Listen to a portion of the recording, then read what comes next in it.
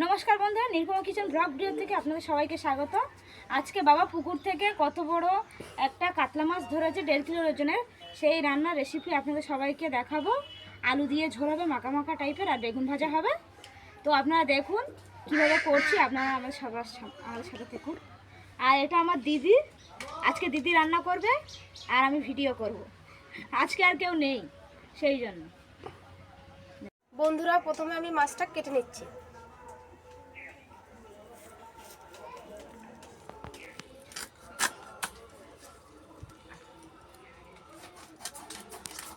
মাছটা এখন টাও টাও করছে।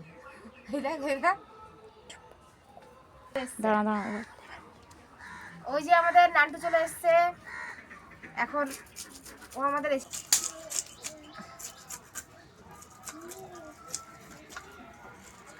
বন্ধুরা, মাছ আমার কাটা হয়ে গেছে, এবার ধুয়ে নেব।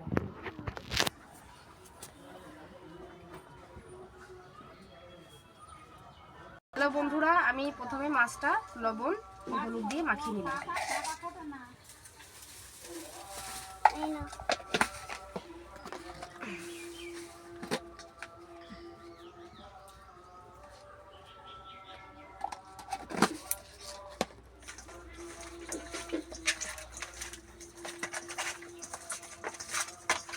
পাকাটা এবার আমি ধরিয়ে নেব।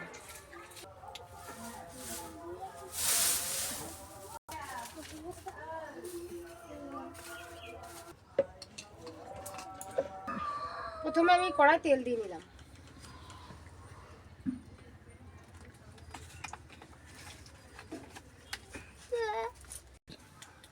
তেল গরম হয়ে গেছে, আমি এবার মাছটা ছেড়ে দেবো।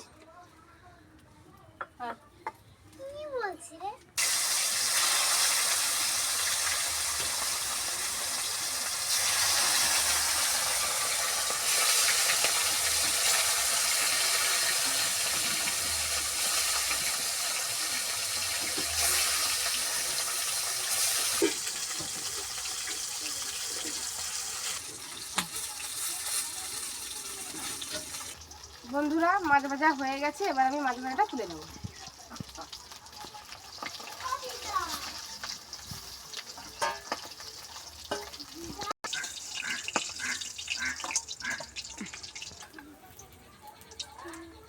বন্ধুরা, আমি তরকারিটা করার জন্য আমি জিরে ও তেজপাতা দিয়ে নেব।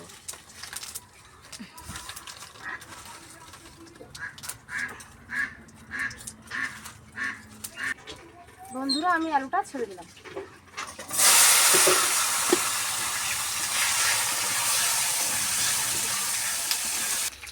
বন্ধুরা, আলুটা ভাজা হয়ে গেছে, আমি এবার মশলা দিয়ে নেব।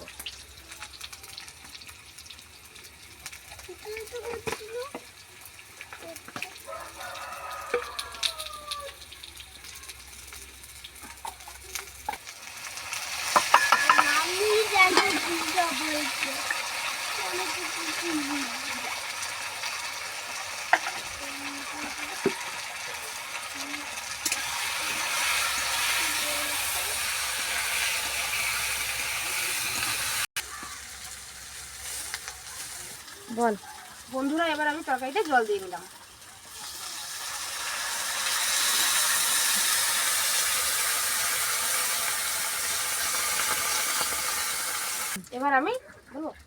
এবার আমি ঢাকা দিয়ে দিলাম। তরকারিটা এবার খুলে দেখে নিচ্ছি।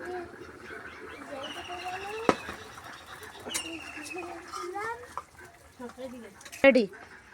আলু সেদ্ধ হয়ে গেছে, আমি এবার মাছটা ঢেলে দেবো।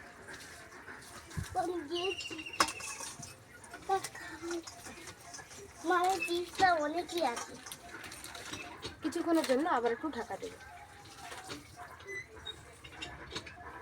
রেডি। আবার আমি তরকারিটা খুলে দেখে নেব।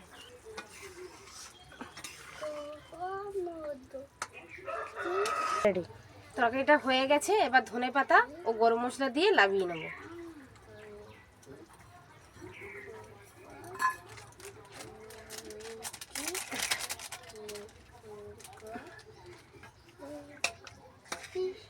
তরকারিটা এবার আমি নামিয়ে নেব।